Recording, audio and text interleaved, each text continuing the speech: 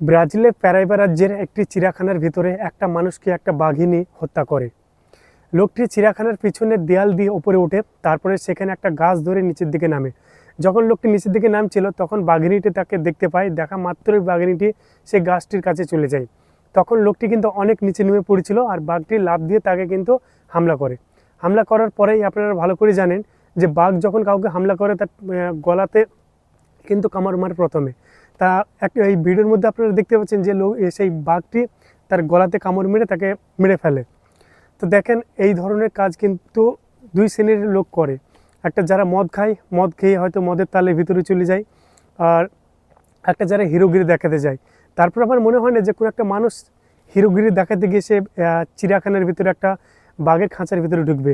আমি জানি না এই ব্যাপারে কিছু একটা হবে, সেই ব্যাপারে কোনো তথ্য পাওয়া যায়নি।